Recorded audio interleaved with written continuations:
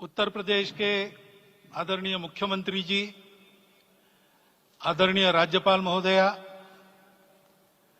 देश के आज विद्यमान सभी पंथ संप्रदायों का प्रतिनिधित्व करने वाले हमारे संत ऋषि आचार्य गण और समाज के सब स्तरों का प्रतिनिधित्व करने वाले निमंत्रित महानुभाव, आज का आनंद शब्दों में वर्णनातीत है और उसके वर्णन करने का प्रयास इसके पहले के वक्तव्यों में अच्छा हो गया है। यह भी बता दिया गया है और हम जानते भी हैं कि आज अयोध्या में रामलला के साथ भारत का स्व लौट के आया है।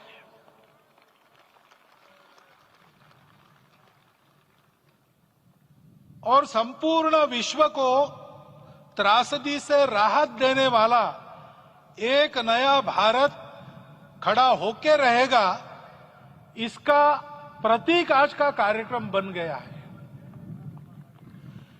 ऐसे समय में आपके उत्साह का, आपके आनंद का वर्णन कोई नहीं कर सकता।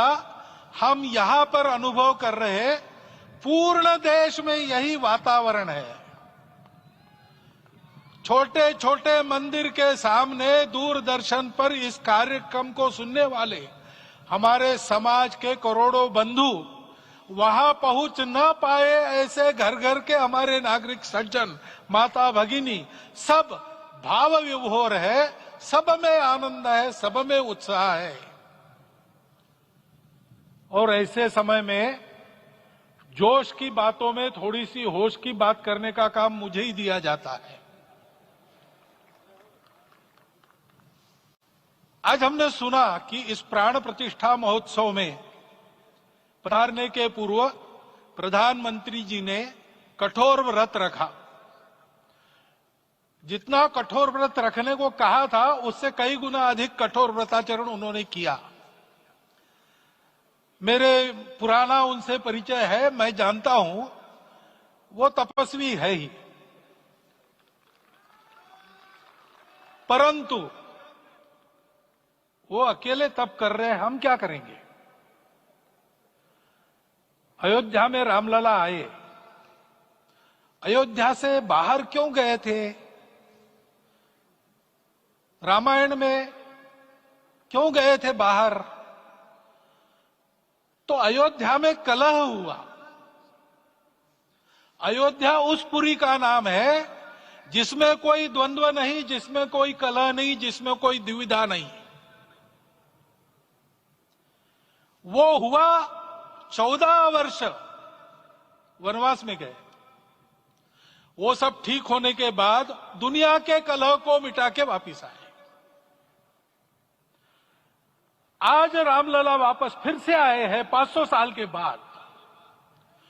जिनके त्याग, तपस्या, प्रयासों से ये सोने का दिन आज हम देख रहे, सुवर्ण दिवस देख रहे, उनका स्मरण प्राण प्रतिष्ठा के संकल्प में हम लोगों ने कहा, आपने सुना होगा, स्मरण किया। उनकी तपस्या को, उनके त्याग को, उनके परिश्रम को शत बार, सहस्त्र बार, कोटि बार नमन है। रामलला के यहां इस युग में आज के दिन फिर वापस आने का इतिहास जो जो श्रवण करेगा वो राष्ट्र के लिए कर्मप्रवण होगा और उसके राष्ट्र का सब दुख दैन्य हरण होगा। ऐसे इस इतिहास का सामर्थ्य है। परंतु उसमें हमारे लिए कर्तव्य का आदेश भी है। प्रधानमंत्री जी ने तप किया, अब हमको भी तप करना है। राम राज्य आने वाला है, वो कैसा था, दैहिक दैविक भौतिक तापा, राम राज नहीं कहु व्यापा, सब नर करहि परस्पर प्रीति, चलहि श्रुति,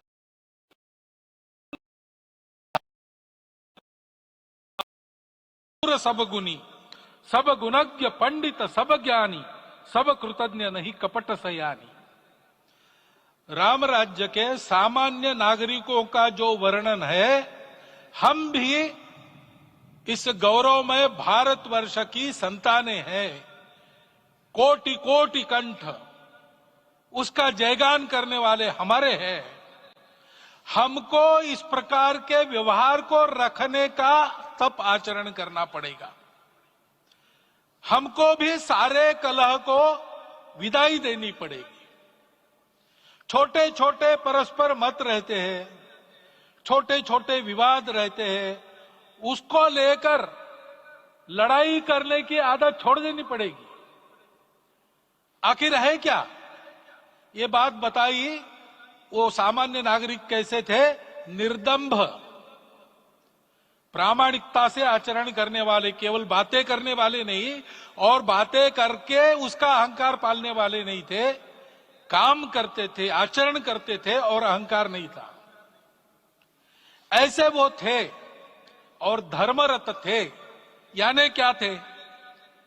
इस पर कठिन भाषा में प्रवचन बहुत लंबा हो सकता है, लेकिन थोड़े में धर्म के जो 4 मूल्य जिनकी चौखट पर धर्म है, ऐसा श्रीमद् भागवत में बताया है, सत्य, करुणा, शुचिता, तपस, उसका आज हमारे लिए युगानुकूल आचरण क्या है?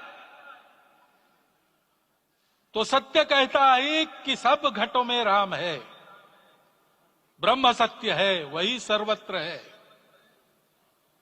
तो हमको ये जानकर आपस में समन्वय से चलना होगा, क्योंकि हम चलते हैं, सबके लिए चलते हैं, सब हमारे हैं, इसलिए हम चल पाते हैं। और इसलिए आपस में समन्वय रखकर व्यवहार करना, यह धर्म का पहला जो पैर है, सत्य, उसका आचरण है। करुणा दूसरा कदम है, उसका आचरण है सेवा और परोपकार। सरकार की कई योजनाएं गरीबों को राहत दे रही, सब हो रहा है, लेकिन हमारा भी कर्तव्य है, ये सब समाज बांधव हमारे अपने बंधु है। तो जहां हमको दुख दिखता है, पीड़ा दिखती है, वहां हम दौड़ जाए, सेवा करें, दोनों हाथों से कमाएं, अपने लिए न्यूनतम आवश्यक रखकर बाकी सारा वापस दे, सेवा और परोपकार के माध्यम से। यह करुणा का अर्थ आज है। शुचिता पर चलना है, यानी पवित्रता होनी चाहिए। पवित्रता के लिए संयम चाहिए,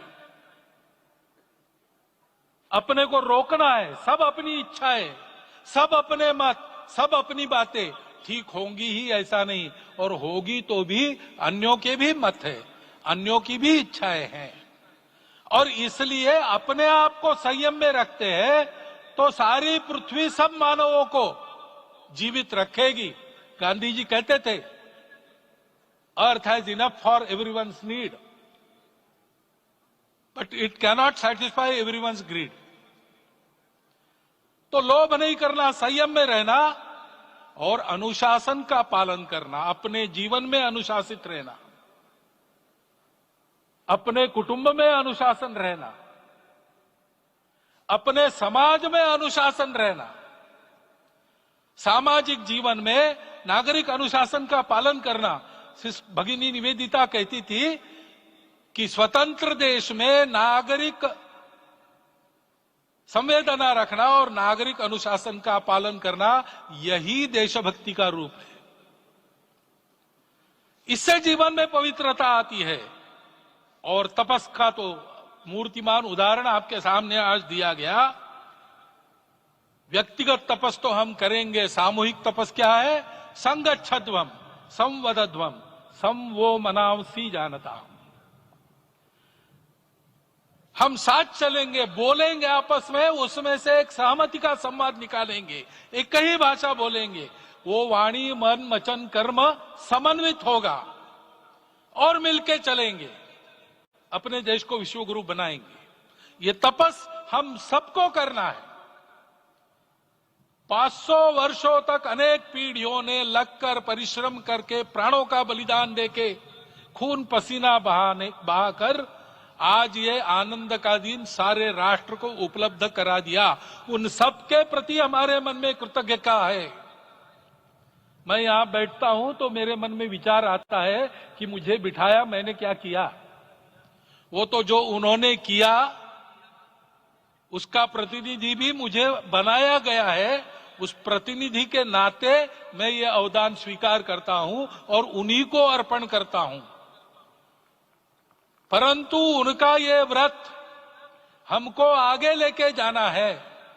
जिस धर्म स्थापना विश्व में करने के लिए राम का अवतार हुआ था, उस धर्म स्थापना को अनुकूल स्थिति अपने आचरण में अपने देश में उत्पन्न करना, यह अपना कर्तव्य बनता है। रामलला आए हैं हमारे मन को आह्लादित करने के लिए, उत्साही करने के लिए, प्रेरणा देने के लिए, साथ साथ इस कर्तव्य की याद दिलाकर उसमें कृति प्रवण करने के लिए आए हैं। उनका आदेश सर पे लेके हम यहां से जाए। सब लोग तो यहां आ नहीं सके, लेकिन वो सुन रहे, देख रहे। अभी इसी क्षण से इस व्रत का पालन हम करेंगे तो मंदिर निर्माण पूरे होते होते विश्व गुरु भारत का निर्माण भी पूरा हो जाएगा। इतनी क्षमता हम सबकी है। इसका मैं एक बार स्मरण देता हूं, आप सबको धन्यवाद देता हूं और मेरे 4 शब्द समाप्त करता हूं। भारत के